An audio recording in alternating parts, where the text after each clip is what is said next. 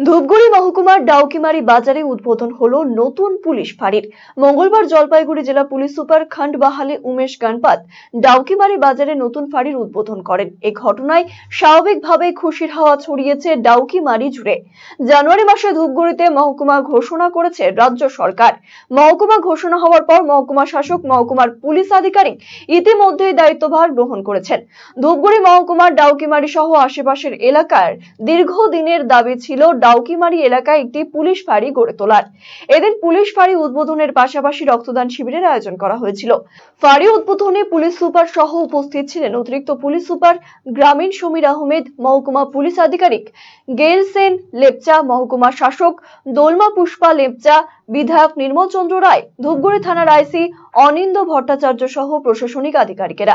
বিধায়ক নির্মল চন্দ্র রায় জানিয়েছেন, এখানকার মানুষের দীর্ঘদিনের দাবি ছিল এটির। সাধারণ মানুষের অনেকটাই সুবিধা হলো পুলিশ ফাঁড়ি হওয়াতে।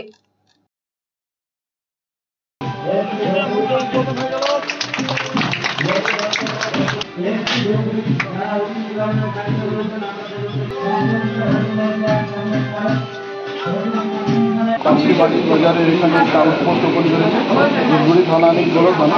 তো এই ডাউকিমারি এটা একদম লাস্টের ধূপগুড়ির শেষের দিকে, সেই জন্য আমরা একটা ফাঁড়ি করেছি। তো এখানকার মানুষকে আমরা এখান থেকে সুবিধা দিতে পারবো, হেল্প করতে পারবো। আর ওই উপলক্ষে আজকে এখানে ব্লাড ডোনেশনই হচ্ছে। তো এখানকার মানুষ খুবই খুশি, ভালো ফাঁড়ি ওপেন হওয়ার জন্য ওরা সবাই খুশি আছে। আর সেই জন্যই আজকে এখানে ব্লাড ডোনেশন হচ্ছে। এখানকার আপনি দেখতে পারেন কি অনেকগুলো মানুষ এখানে ব্লাড ডোনেট করার জন্য উপস্থিত আছে।